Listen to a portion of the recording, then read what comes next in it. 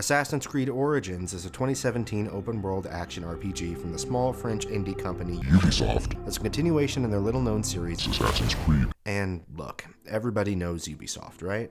They've been putting in the work alongside Activision Blizzard as a powerhouse behind their yearly AAA slog releases. I used to tell people that I didn't like Assassin's Creed because of this reputation, but if I'm truly honest with myself, these games are a casual couch comfort for me.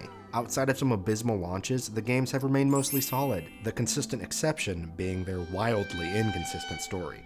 The cause of this seems to be the loss of the connecting tissue that tied these epic historical sci-fis together, the modern-day segments starring Desmond, voiced by the charismatic Nolan North. These segments carried the brunt of the overarching narrative weight, and North's performance alongside Kristen Bell's Lucy gave these segments the heart that actually got players to care about the modern-day narrative. Well, as the story goes, what started off as a dispute over royalties quickly escalated and Ubisoft killed off Lucy in an obviously unplanned cliffhanger ending. Reading between the lines and assuming that an unverified story straight from Nolan North is true, this tanked the planned modern-day storyline, and just a few games later Assassin's Creed had no Desmond and no endgame. As the new releases kept trying to kick the can down the road on creating a permanent solution for this, the release of the PS4 and Xbox One consoles saw a double feature with back-to-back releases of Rogue for last gen and Unity for next. Well, Unity released in such a buggy state that consumers and critics alike were calling for refunds or heads. This led to the next year's release Syndicate underperforming dramatically, despite critical acceptance, only being underperformed by Rogue, which as a last-gen release meant to placate those who couldn't afford the upgrade Unity required, that's not saying much. All of that to say, at the tail end of 2015, Ubisoft was in quite an interesting position. On one hand, they had a great series that clearly still had more gas in the tank, but they had exhausted or squandered the narrative threads originally laid out in the first couple games. They had built a fan base that was excited to see what would be done next, but they had really broken some trust with both diehard fans who remembered the potential of the early series, and the newbies, who picked up a cool game for their brand new console, only for it to be borderline unplayable. And finally, they had clearly not given the series enough room to breathe, with 9 games in 8 years, leading to rush releases and half-baked narratives that felt good enough. The series was on shaky ground. Ubisoft needed a reset, so they took a year off. I remember when this happened. I probably placed more weight on it than it really deserved. I was in high school. But this game series with consistent yearly releases for nearly a decade had back-to-back launches so rough they skipped a year to regroup.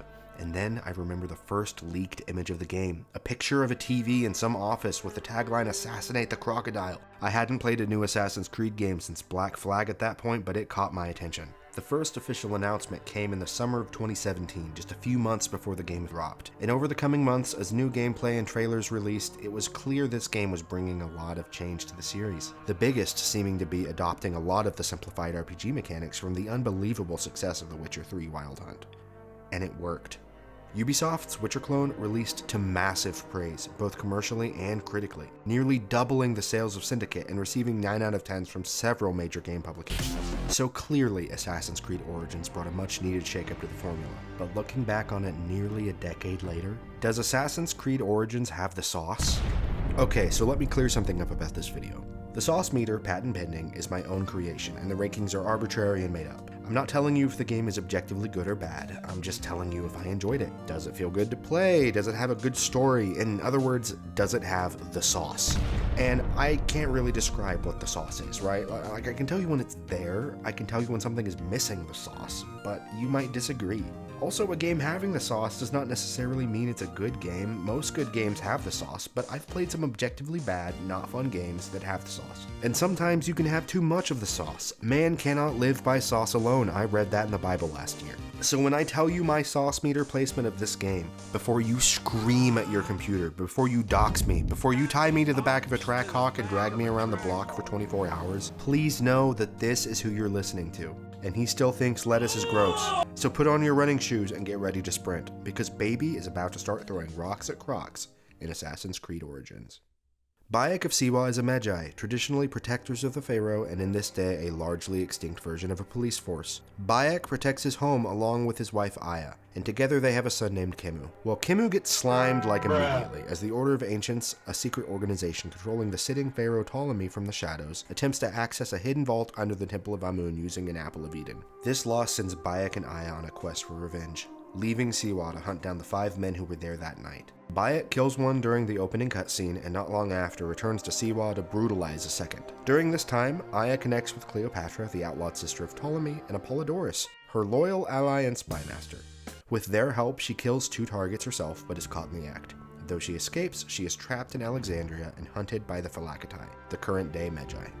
Bayek finds her, gets a haircut, and takes down the Phylakitai hunting Aya. Cleopatra gifted Aya a hidden blade as a show of favor, and Bayek also uses that to take down their last target, cutting off his ring finger with the hidden blade in the process. Such a bummer, because he was definitely going to still need that. Soon after, they meet with Apollodorus and Cleopatra, who tell them that the order is much larger than either of them knew, there are several more targets to take down, and the man directly responsible for Kimu's death is still on the loose. This new info lights a fire under them, and they agree to serve Cleopatra by working their way through the Order of Ancients and placing Cleopatra on the throne. Bayek becomes a Magi for all of Egypt and rides out to hunt the newest targets. Aya books a Mediterranean cruise and sails off to secure allies with large bribes and promises that Cleopatra will let them hit. First, Bayek takes down a man excavating Letopolis, a city swallowed by the desert, killing him in front of his son. He then moves on to a woman exploring the pyramids and attempting to use the Isu technology buried underneath to resurrect her dead daughter. Hey guys, remember how Bayek's kid died? Then he goes to Memphis, hallucinates a fight with a giant snake, and takes down one of the priests of Anubis who is poisoning the Apis bull and some of Cleopatra's allies, causing one of them to miscarry multiple times. Also, Aya randomly shows up just to make Bayek feel insecure in their marriage.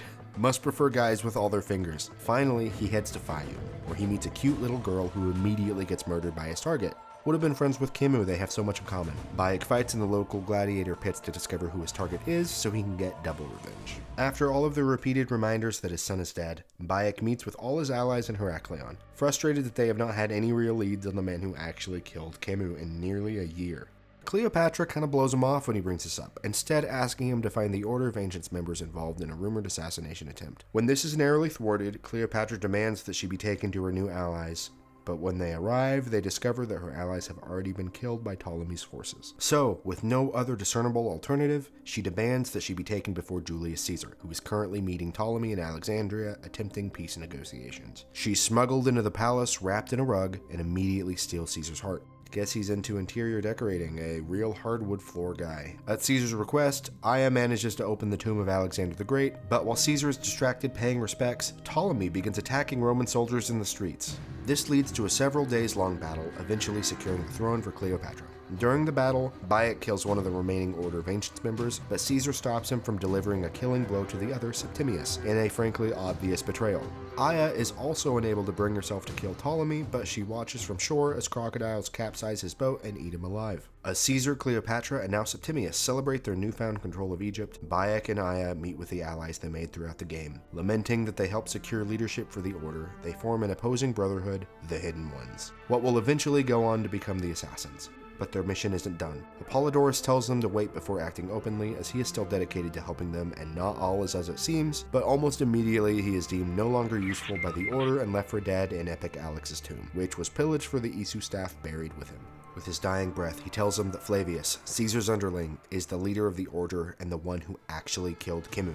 He and Septimius travel to Siwa and use the apple and the staff to finally access the vault, unlocking the full potential of their Isu artifacts. Flavius heads north, using his newfound power to turn entire towns into thralls and put himself upon a pedestal as a god among men. However, before Bayek runs off to take Flavius down, he and Aya decide out of nowhere they can't be married anymore. And I went back through the whole game again, just looking for anything indicating this was necessary, and honestly all I found is that they just don't like how much they must be separated for their vengeance quests. Genuinely shocked the first time I played through this, and it still makes no sense on a replay.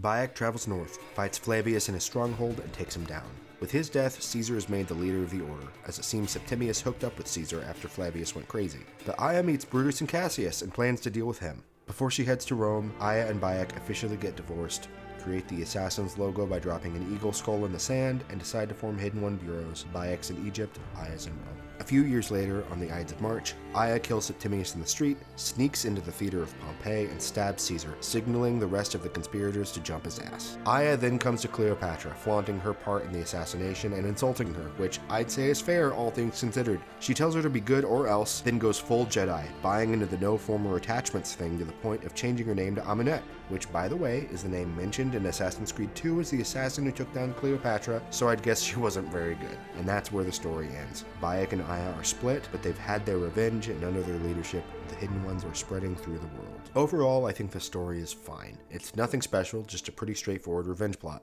But it really stumbles across the finish line, putting the story structure at odds with the gameplay in the final stretch. We build to the Battle of the Nile for most of the game. Once you meet Cleopatra, everything the game tells you indicates this is the finale. And Aya even gives you the point of no return message that you'd expect right before you sail to Alexandria.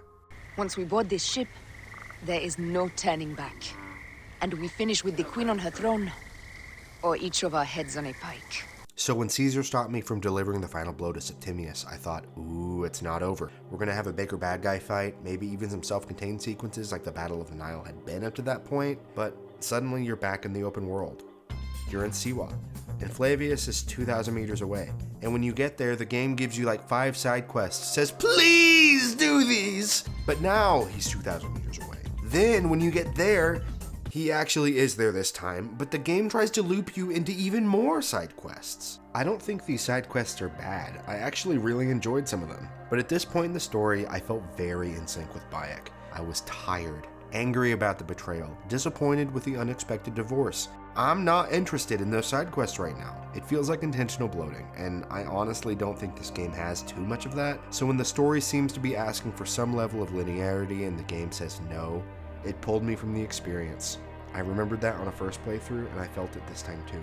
But even in the odd bloated sequences, the game is carried by Abubakar Salim's performance as Bayek. Many of my favorite moments from the story stuck with me because of the emotion that came out of his performance. The first one that comes to mind is the opening cutscene, Bayek's first target. You are the Magi from Siwa.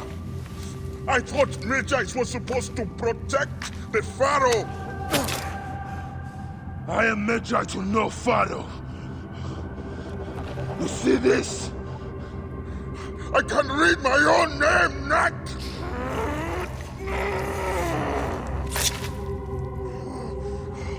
We will find you.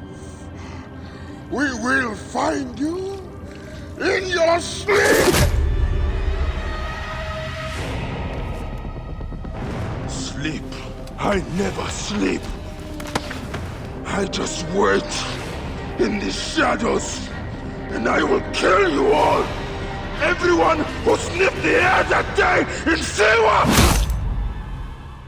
Look, I don't want to be one of those acting guys who thinks intensity is all that makes a performance great, but genuinely, this is some phenomenal shit. He was nominated for a few awards for this performance, including a BAFTA for being a breakthrough Brit. Wait, this was one of his first big roles? How old was he? 24? He was 24 when he played Bayek? Oh my god, it's over for me, man. This is almost as bad as when I found out how old Paul Thomas Anderson was when he directed Boogie Nights.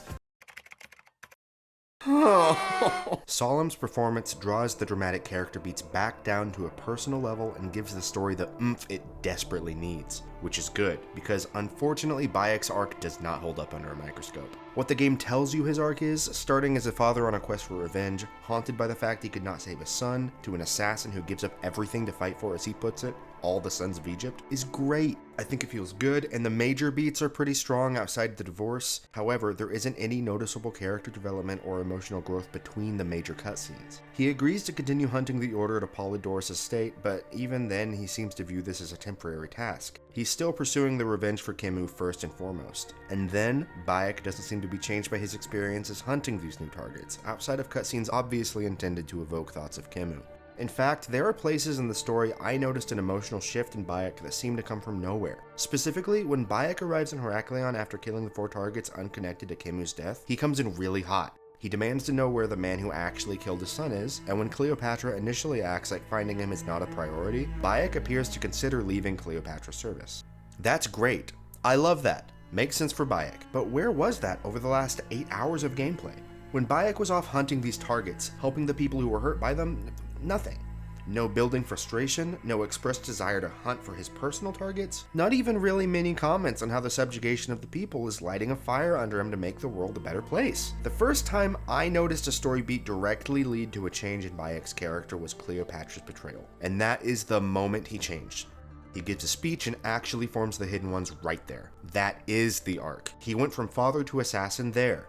The divorce is the same. There are 2 conversations in the game before the "we can't be together" conversation that vaguely foreshadow this. And those conversations are mostly Bayek telling Aya that he misses being with her, and Aya saying, "Me too, but I love sailing too much." There is no tangible development here. Alex Regan's performance as Aya is fantastic, and emotion on display from her and Solemn make the divorce feel so gut-wrenching, and yet I couldn't help but ask where all of this was coming from. The game puts a lot of weight on the lead performances, but there is a limit to how much of a character arc can happen off-screen, and I'd be willing to accept it at face value. I'm tempted to give the game a bit of a pass here, because this is a big open-world movie your own pace kind of story, but in a post-Witcher 3 world, I don't really have patience for that. The Witcher 3 was a triumph of characters, story, and open world, the finished product still being impressive over a decade out. And if The Witcher is too horny for you, Red Dead Redemption 2 has some of the best character writing I've ever seen in a game. You can spend hours playing out in the open world, hitting main missions here or there, and never have a Heraclean moment because Arthur is consistent from gameplay to story. This is in part thanks to the honor system, but even still, Arthur feels changed by all of his experiences. I called Origins a Witcher clone, and that wasn't meant as a dig. I really think it benefits from this mimicking.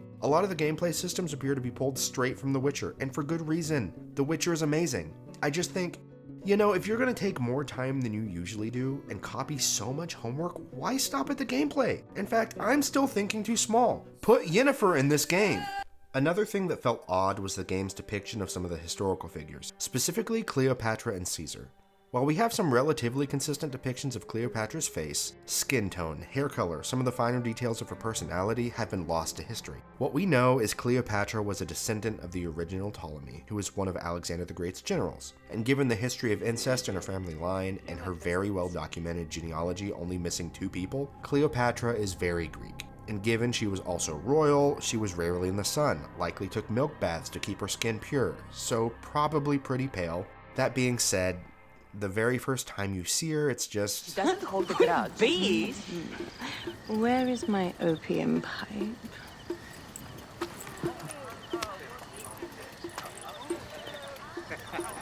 I will sleep with anyone as long as they agree to be executed in the morning. So a British accent, noticeably lighter skin, it's just... It's giving... I don't know, man. It's just familiar to me, and I can't quite place where I've seen this before. And Caesar is vaguely Scottish? Look, I know that there's a lore explanation. There's a lore explanation for fucking everything in this game. But if Bayek can sound like this... I walk on your water. And Aya can sound like... An alliance with Cleopatra is a union of true power. She wants more than an ally. She seeks a king. And every single Roman soldier enemy in the game can sound like...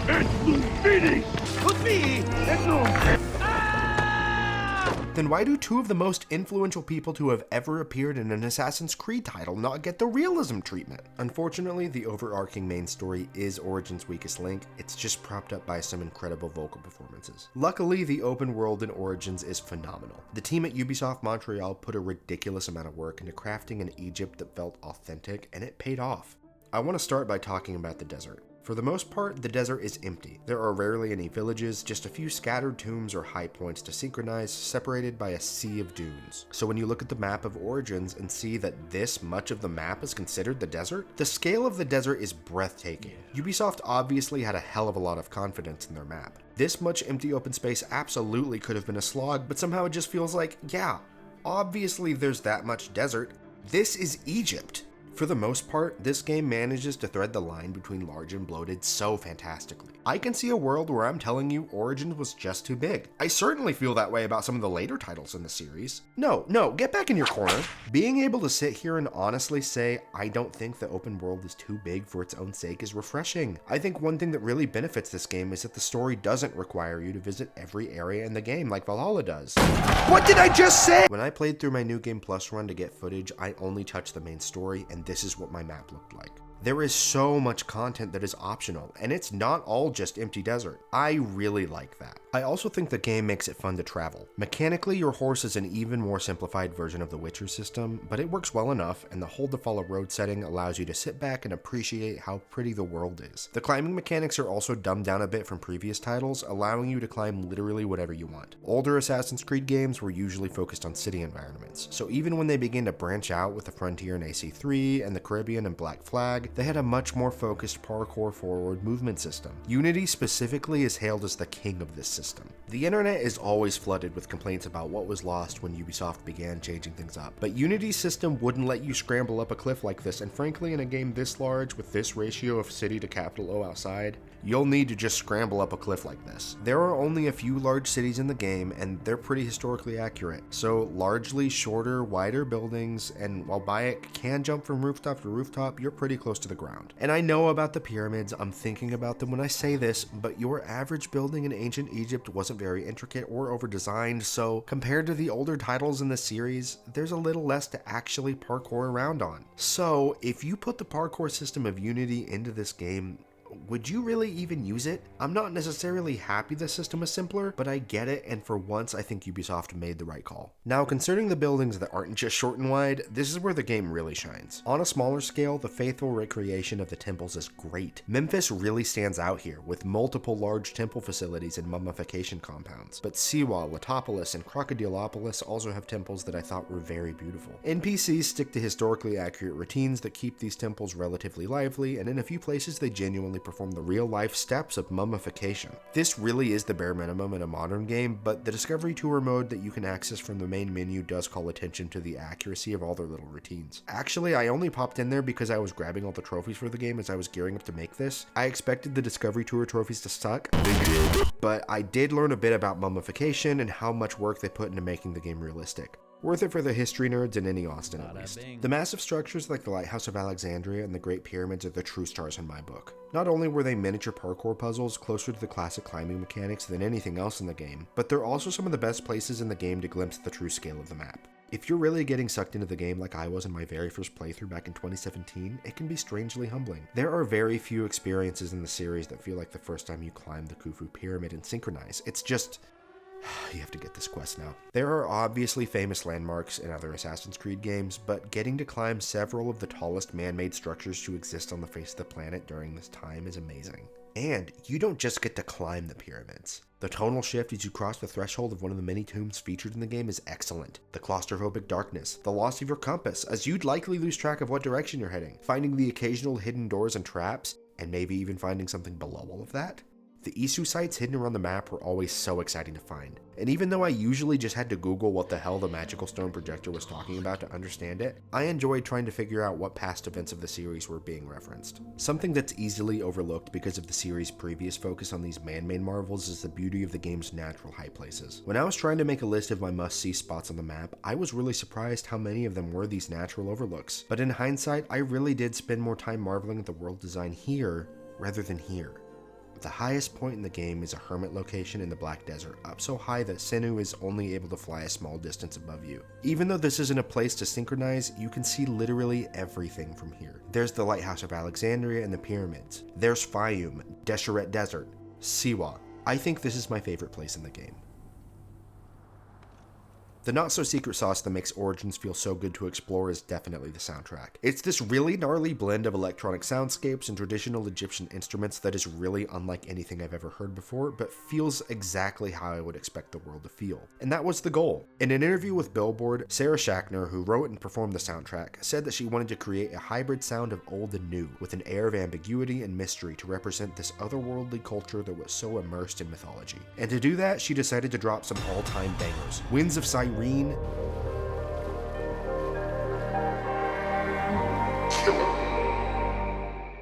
The Last Magi,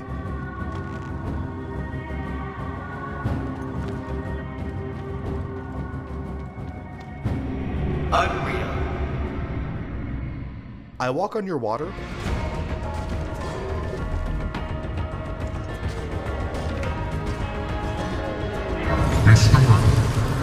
This is the kind of shit he'd be playing at the functions. Genuinely may be the best soundtrack in the series, and I say that as someone who had a song from the AC2 soundtrack in my Wrapped a couple years ago. So Origins is a vibes-forward experience with a story that doesn't hold up under scrutiny. Excuse me. Well, unlike some other games that have this dynamic, Origins has a great gameplay loop, though noticeably different from earlier Assassin's Creed games. The RPG mechanics in the game are very loose, mostly consisting of stat buffs on level up and non-stop gear upgrading. You do have minor cosmetic changes you can make, but those mostly consist in how Bayek cuts his hair. I was partial to the bald with a beard look before I went bald with a beard.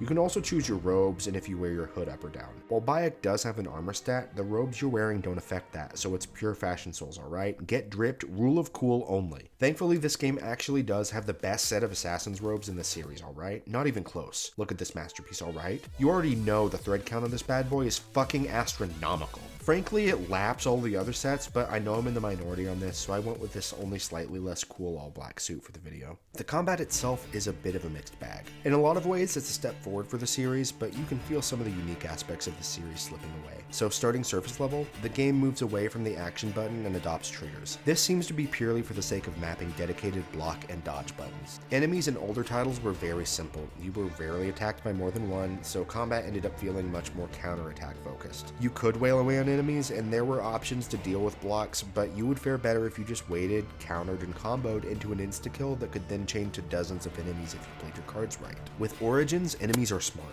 When you jump into a fight, enemies don't just join an attack queue, they attack when they get an opening, or they pull back and start shooting arrows at you, or they try to parry, and that's all enemies. If you let an alarm get set off in a stronghold and reinforcements come, you're not just fighting for longer, you're getting hit in the back and peppered with arrows while you smack Spartacus here with your pole. And I don't want to say it's more realistic, because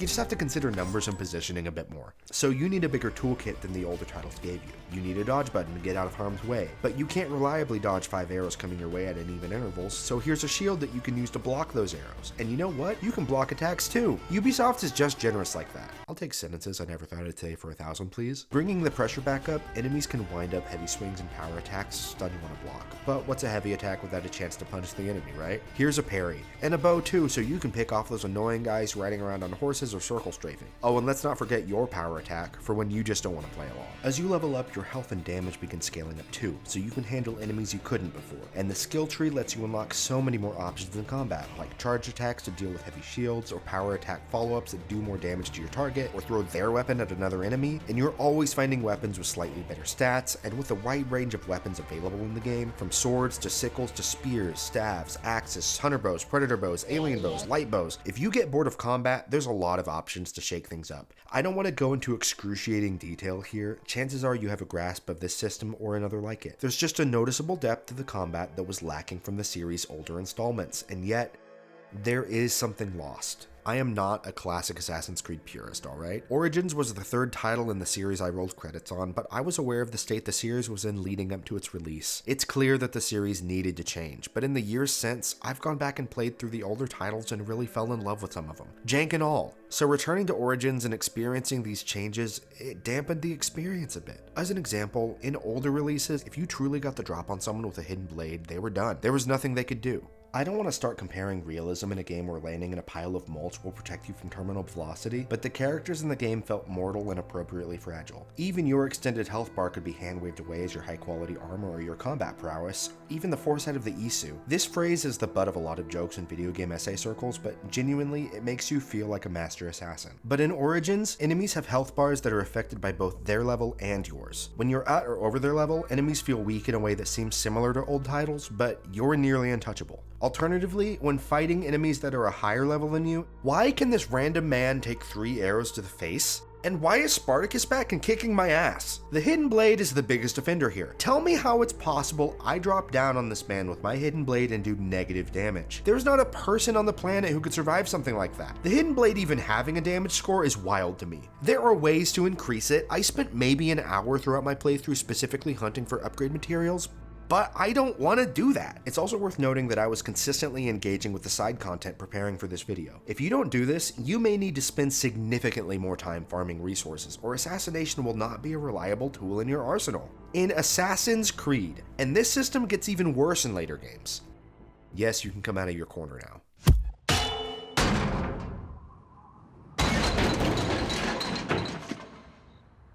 I never ran into a standard run-of-the-mill enemy that I couldn't just assassinate in Origins, but I encountered them constantly in Odyssey, and upgrade prices are much steeper on top of there being several other game-changing stats fighting for your attention. This isn't a criticism of Origins as much as the franchise's new direction, but by Origins release, Odyssey's development was well underway. And looking back, this feels like a test run for this system. And this system is clearly intentional artificial bloating in a game that is already much too big. And look, I don't think having an upgrade system is bad. I literally just said I I like cosmetics being distinct from your armor stat. But if you're already being upgraded with every level up, and if automatic enemy level scaling didn't ship with the game at launch, I have trouble seeing this as anything other than intentional bloating too. This also informs my thoughts on the new stealth system as a whole. Generally speaking, I think that stealth is pretty fun. I really enjoyed sneaking into fortresses and trying to complete them without being seen. The Animus Pulse radar ping replacing the color-coded eagle vision of the older titles is a good move, and the literal eagle vision of Sinnoh is one of the best parts of the game. Being able to hang Bayek off the side of a fortress while you jump to Sinnoh, mark enemies and watch patrol rotations, then immediately take control of Bayek again and make your move is sick. And if you get caught, you can just fight your way out, turning a tense stealth section into a tense combat section. Except it's usually not like that. Like I said earlier, combat with enemies you're appropriately leveled for is not difficult, and stealth damage against higher level enemies is not consistent unless you've done a lot of annoying busy work to upgrade your hidden blade. So in most sections of the game, stealth is completely optional and usually not the ideal approach. I stay stealthy when I can because it's fun, but I know I could rush the gate of the enemy stronghold and kill everyone easily, so I do that. Maybe I disable the reinforcements beacon to make my life easier, but even if I don't, 5 enemies from the nearest outpost won't change anything. The older title stealth systems weren't spectacular either, but to echo an earlier point, if you're going to change things up so dramatically, why stop here? If the hidden blade was an insta-kill on enemies, not bosses, okay, just regular enemies, even if they were a higher level than you, stealth would have a lot more utility. You would be rewarded with better gear or high level XP drops for pushing your luck with stealth, and there would be consequences if you weren't good enough. But here's the thing. It's fun. It's not deep and it's not difficult, but it feels so good to sneak into a fort and know that I can deal with whatever comes my way. And that applies to the combat too. I've got my gripes. It's not perfect by any means, but when your core gameplay loop is this easy to pick up and this much fun, the minor annoyances can easily get pushed to the side. And frankly, it's Assassin's Creed. You know you're not gonna get Splinter Cell, you know you're not getting Sifu, and you know you ain't getting Resident Evil. Probably not getting LEGO Star Wars either. This game wants to combine your 5 favorite games and sell you the experience of a one-stop shop. And yeah, there are things that I think could be better, but I can't argue with the hours I've put into this game. I mentioned earlier that I was collecting all the trophies for this game, and I did. Platinuming this game actually requires you to complete every single location in the game. And while I did put quite a bit of time into doing that while running through the story, it still took me hours to get through all of it. But it's amazing how much repetition you'll forgive when the gameplay loop is this fun. Honestly, completing the location sucks. But combat was always engaging, and stealth was a challenge to myself during the larger locations. Very rarely is a big-ass open-world RPG able to keep me coming back to it over and over just to chip away at the busy work. I am a certified video game story enjoyer, alright? There are limits to how much busy work I can stomach, but Origins took me past where I thought my limits were, and I managed to enjoy the ride. That being said, I could not bring myself to do all of the quests. Breaking from tradition, to my knowledge, there are no tailing missions, thank God. But you are going to be doing fetch quests for basically the entire game. You go to the quest marker, use Sinnoh to actually find what you're looking for, snag the item or rescue whoever it was, and then usually return to the quest giver for XP. Or, alternatively, you just go assassinate someone. There's obviously a lot of minor variations, and there are extended investigations or combat sequences occasionally, but most side quests and a good chunk of the story missions can be broken down like this. There's a lot of variety in the environments the quests take you, and a few really wild takes on the item you're fetching, so it didn't get old for a while, but there are just a lot of side quests in the game. And even with the variety there is, the actual quest design is just so cookie cutter that it just could not stay engaging beyond the final title drop. There are still dozens of side quests available to me, and I genuinely tried to work my way through them for the sake of this video, but I just wasn't strong enough. There were some notable ones that I think deserve a mention though. You find the first at the very bottom of the map in the Isu Canyon. You travel to the center of the canyon, fighting mummy warriors who appear from the sand as you approach. In the middle, you find a room with some dude inside who, okay, he gives you a fetch quest, but this time it's actually kind of cool, I promise. He asks you to find his camel who ran off with a piece of the machinery somehow, and he says to defeat the mummies you need to bring it back. The quest marker leads you to this giant Shadow of the Colossus Minecraft beacon in the distance, which, by the way, that beacon is visible across the map, not just in the desert. Very, very cool. When you get there, you find a dead camel being worshipped by these randos who burst into flames when you approach. I couldn't tell if they were real or hallucination. You have to rush back through the canyon, put the magic rock back, and book it from the mummies, who are still in the canyon, by the way. You wake up days later, rescued by a good Samaritan who obviously thinks the desert sun fried your brain. If you return to the canyon later, there are no mummy enemies, and Bayek doesn't comment on anything. Really strange vibes.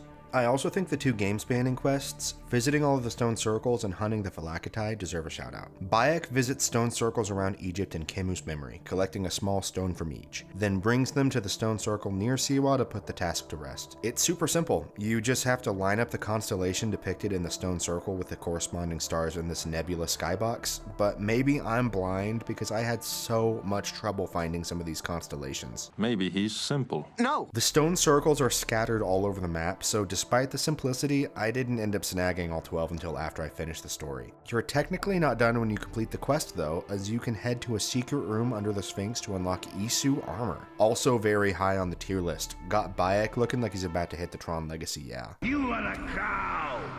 Yeah.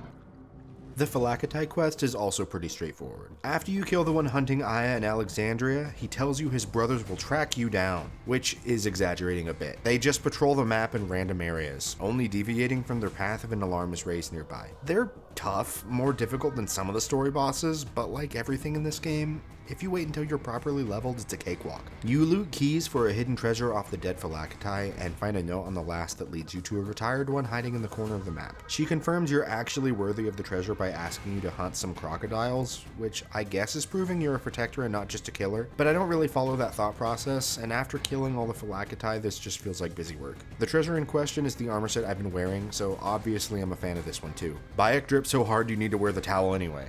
That just about covers my thoughts on the base game.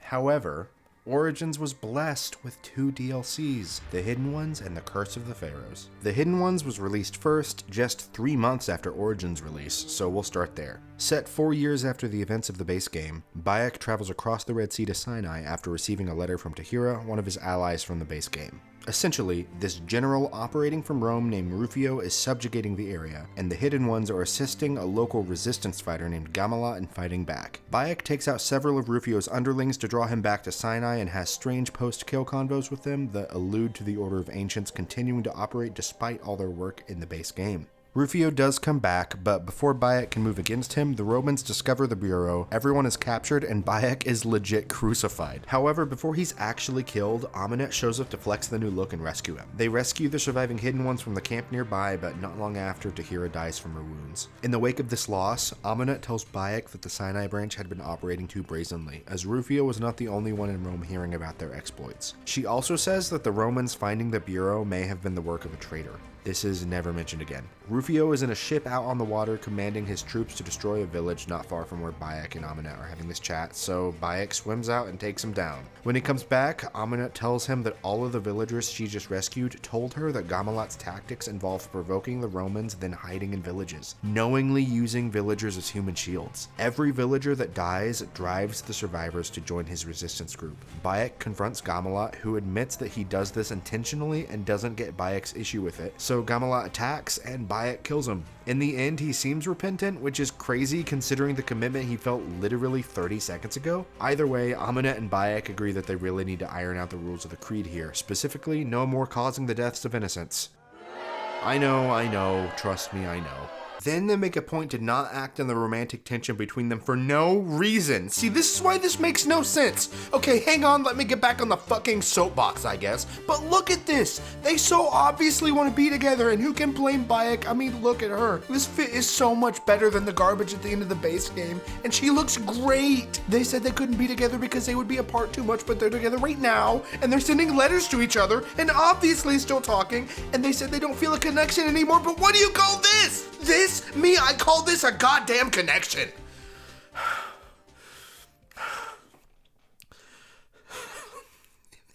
Anyway, that's the end of The Hidden Ones. The Hidden Ones story is so straightforward that it almost feels like a string of side quests. Seeing Amenet was great. I love that. The idea of Bayek being crucified is cool, but Rome was notoriously violent and vindictive. Case in point, crucifixion. So considering the damage Bayek was doing, these soldiers just tying Bayek to the cross seems, well, If not humane, then at least restrained. Also, Gamelot is a really odd character. I get the angle they were going for, comparing the assassins to a traditional open rebellion, but I think this story would have been a lot more interesting if they made the Dark Night of the Soul moment come when Bayek realizes that personally moving so openly directly led to significant unnecessary death. Or actually do something with a throwaway line about the traitor, maybe make Tahira betray Bayek for some reason. As it stands, Gamelot betrays Bayek, but Gamelot is with Bayek like 3 times during the story, and one of those times is when he actually betrays Bayek. It doesn't feel impactful in the least, and given how short and simple every other part of the story is, I'm left feeling it's forgettable and bland.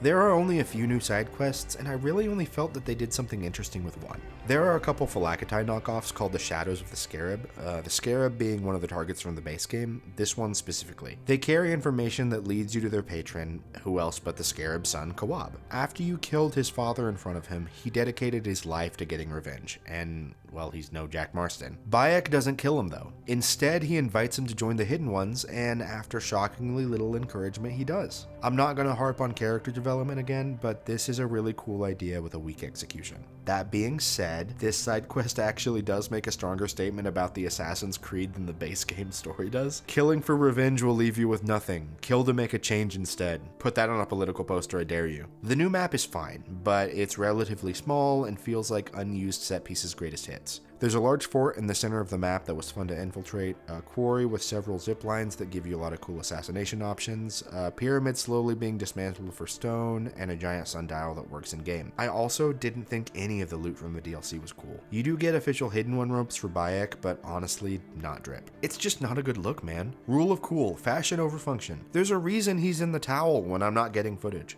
So overall, the Hidden Ones is unremarkable. At least Origins has a chance to turn it around here with DLC 2. Let's see how cursed the Pharaohs really are.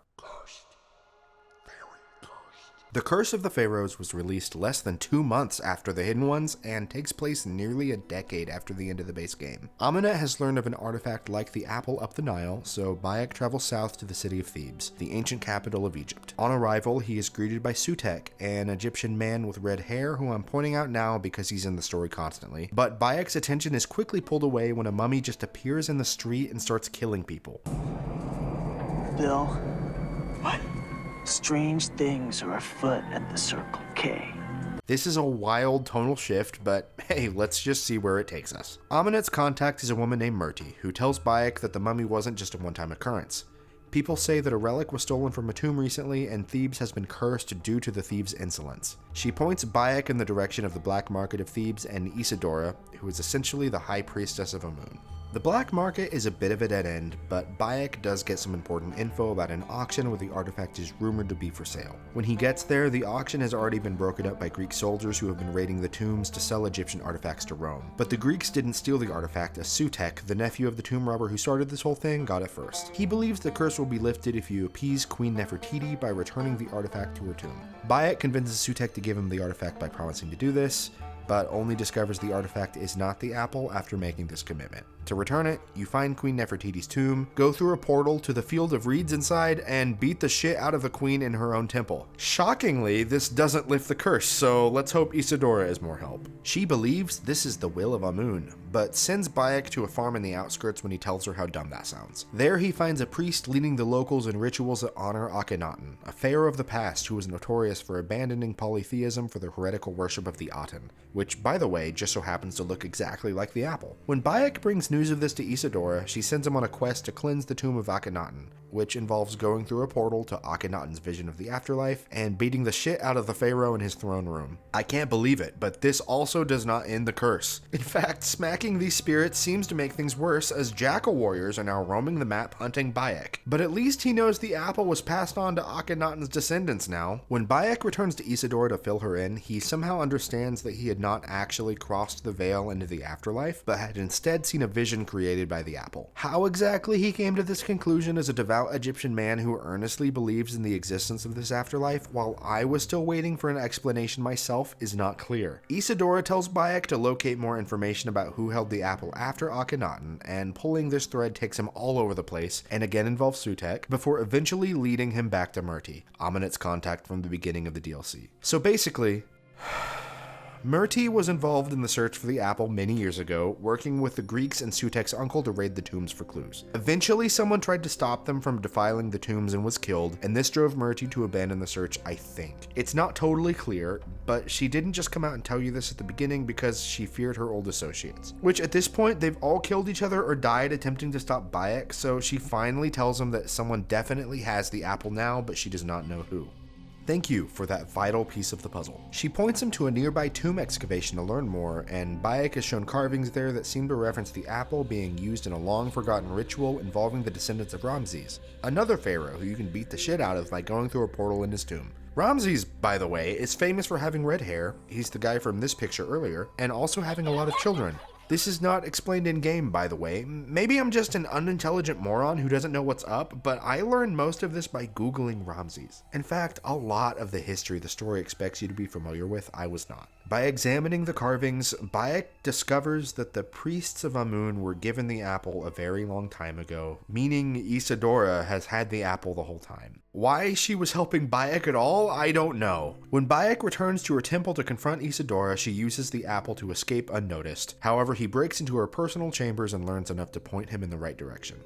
Essentially, Isidora's mother was the woman those tomb robbers killed all those years ago, as they discovered her performing this ritual in an attempt to protect the tombs. She didn't use the apple because she was unable to access the power it held for some reason, and assumed it was a symbolic inclusion in the ritual. Isidora discovered the power of the apple and enacted the curse to protect the tombs and punish those responsible for her mother's death. Akhenaten's son, Tutankhamun, was the one who returned to Egypt to polytheism and died so young that he was not buried in a lavish tomb like the other pharaohs. Instead, his small tomb was hidden away and has still not been discovered by thieves. Isidora is performing the ritual there, both so she can call on Tutankhamun to return balance to Egypt once again, and so she won't be found and stopped like her mother. Bayek travels back to the Valley of the Kings, disrupts the ritual, rescuing the red-haired descendants of Ramses that just appeared out of nowhere.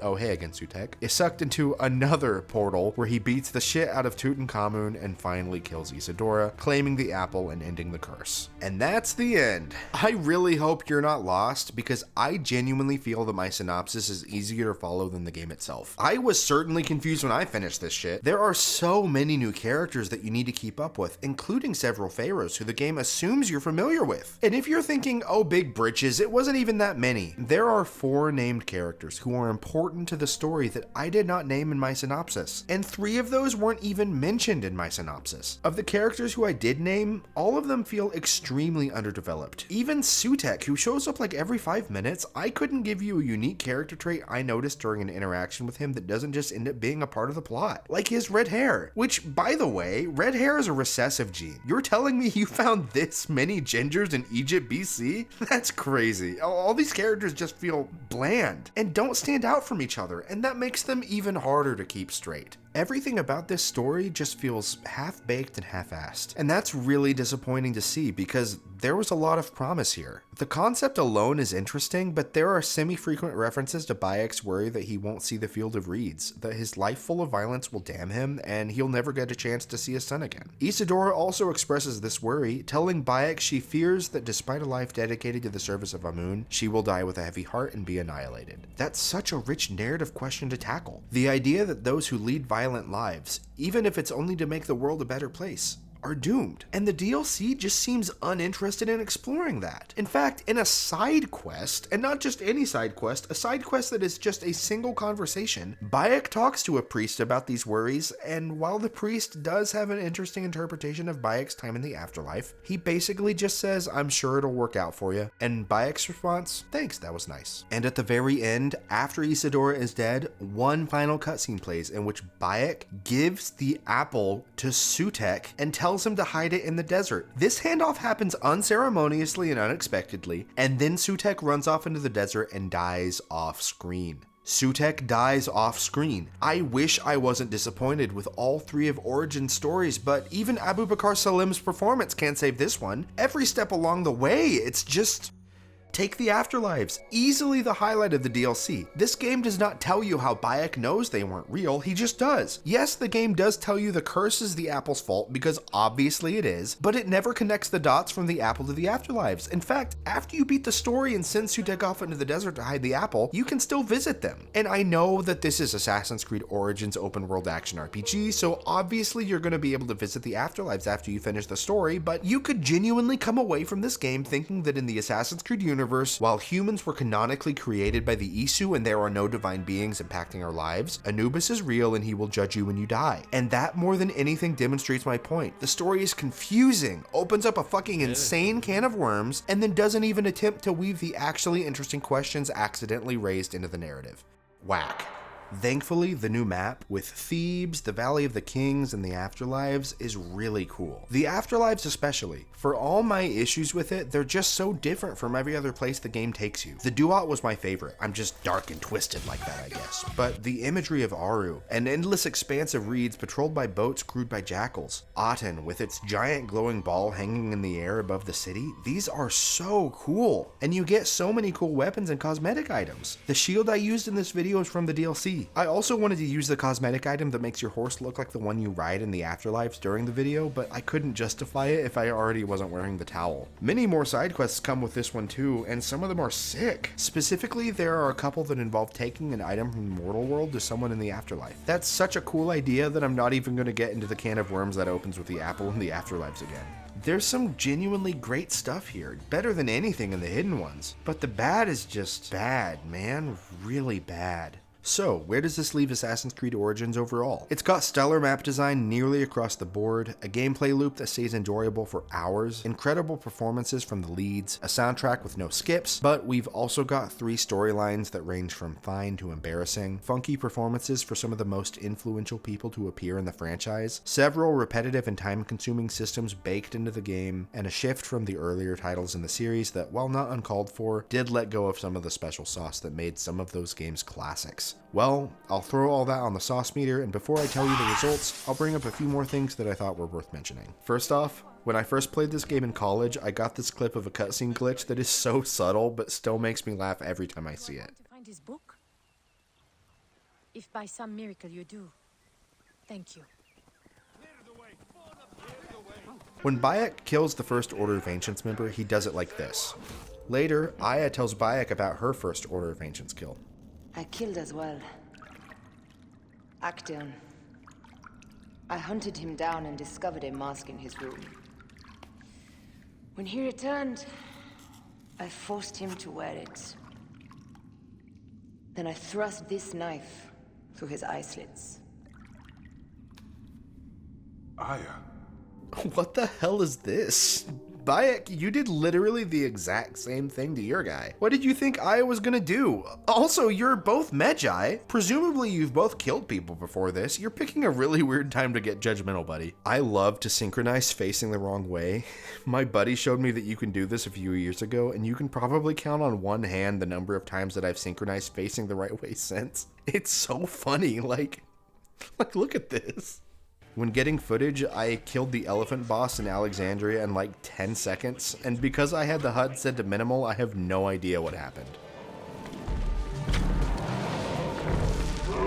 Speaking of, the elephant fights are cool on their own, but there was this great quest I discovered in the upper corner of the map related to the elephants that really emphasized how dangerous they were. I don't think that the elephant fights should have been gated behind this quest, but as things worked out for me, I had killed the last elephant maybe 10 minutes before I started it. I can see a reality in which this content was included in a story mission somehow, or was required to access the elephant arena nearby. Just feels like a missed opportunity. You may have noticed that I talked about the old modern day storyline at the beginning of this video, but then didn't bring up Layla, the modern day character who appears in Origins, Odyssey, and Valhalla. Well, she's in the game maybe 20 minutes overall, and the writing in these segments feels like a first draft how do you do fellow kids? You do a good job looking after me, even from the hotel. And I know how you like your aircon. Ugh. This doesn't do anything for the series but demonstrate what Ubisoft lost by killing off Desmond. However, she's in the game so little and has absolutely nothing to do with the story of Bayek, so I didn't feel like she affected my thoughts on the game at all. And finally, the results are in. Where does Assassin's Creed rank on the sauce meter?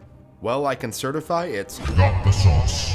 However, as far as the exact placement, look, there's a lot of great stuff in here, and it is very fun to play. It gets lumped in with Odyssey and Valhalla in ways that I don't think are totally fair, and is above and beyond better than Unity and Syndicate. Revisiting Origins after putting a lot of hours into those games really gave me an appreciation for what sets it apart. But when you try to examine the finer details of its narratives, it just doesn't hold up. I feel this with the base game to a forgivable extent, and the Hidden Ones is overall pretty forgettable, but the Curse of the Pharaohs alone is enough to put this game in a rocky place. Despite a gameplay loop that works better than it seems like it should, in my book, it just barely scrapes by. I'd put this at just a drizzle. Best enjoyed casually, perhaps with a similarly sauced food item. Such as mozzarella sticks with just a drizzle of marinara. Because the mozzarella stick is the best part, but you can only eat so many without that marinara. And brother, I'm gonna need more than just a drizzle. Thanks for watching.